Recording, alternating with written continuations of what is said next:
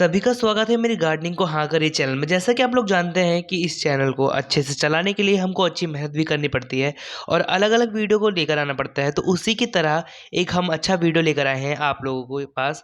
ये जो बड़े कंटेनर होते हैं, वो गार्डनिंग का एक बहुत बड़ा चैलेंज बनता है जब हम इसमें मिट्टी पूरी फिल नहीं कर पाते हैं और उसकी जगह पर हम कैसे मिट्टी फिल करें, आप लोगों को झटके में ही बताते हैं। पूरी वीडियो में बने रहिएगा क्योंकि हम मिट्टी बनाना भी सिखाएँगे आप लोगों को। क्योंकि हम जो नीचे मिट्टी डालते हैं उसकी न्यूट्रिएंट्स कम होती है ऊपर की बजाय, क्योंकि ऊपर ही जो मेन मिट्टी डलती है उसी से सारा पोषण पेड़ लेगा। क्योंकि नीचे कंपोस्ट बनने में मिट्टी को टाइम लगता है, तब तक जो हमारी जड़ सरवाइव करेगी वो ऊपर की लेयर की मिट्टी पे ही करेगी। इस वजह से मिट्टी बहुत ज़्यादा ज़रूरी है।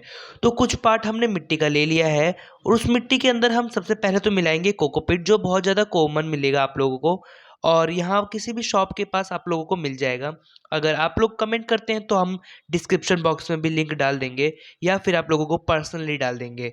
देखिए, उसके बाद में हमने ले लिया खाद, जो काऊ डंग मैन्योर होता है, ये खाद होता है और इसको हम वर्मी कंपोस्ट नहीं कह सकते, क्योंकि काऊ डंग मैन्योर और वर्मी कंपोस्ट में काफ़ी ज़्यादा डिफरेंस होता है।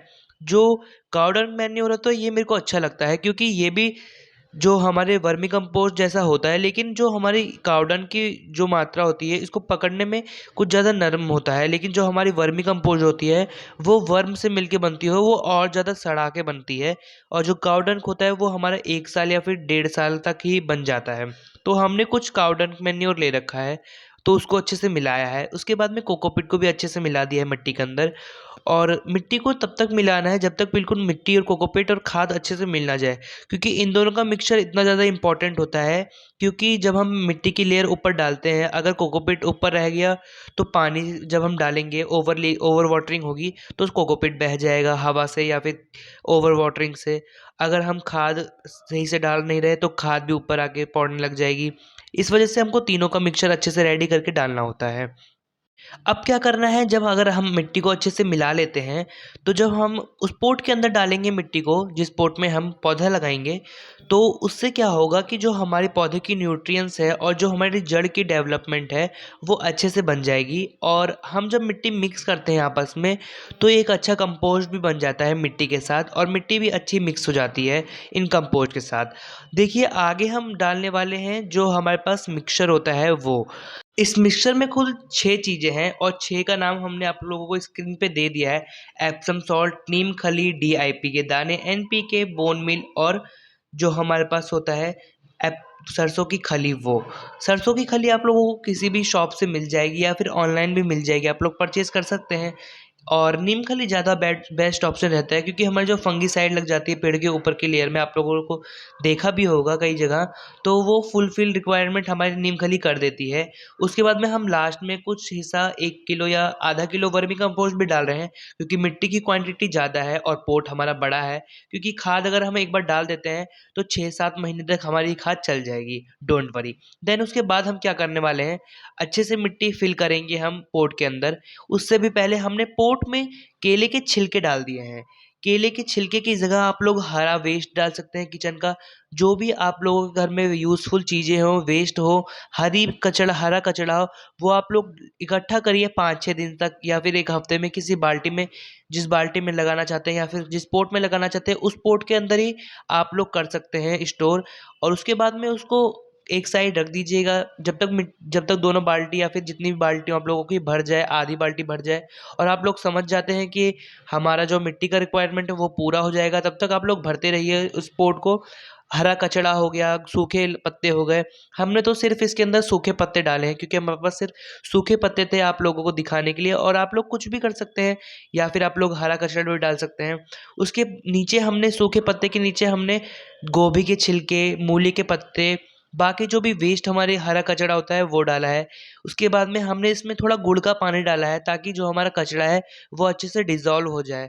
और आप लोग अगर डाल सकते हैं तो जो चूने का पानी होता है वो डाल दीजिएगा, क्योंकि जो हमारी मिट्टी का संतुलन है वो बना रखने के लिए हमको वो ज़रूरी होता है, क्योंकि बहुत सारी कंपोस्ट हम ऊपर डाल देते हैं जिससे कि नीचे की न्यूट्रिएंट्स पेड़ों को अच्छे से मिल नहीं पाती। उस वजह से आप लोग नीम की खली या फिर आप लोग चूने का पानी भी डाल सकते हैं।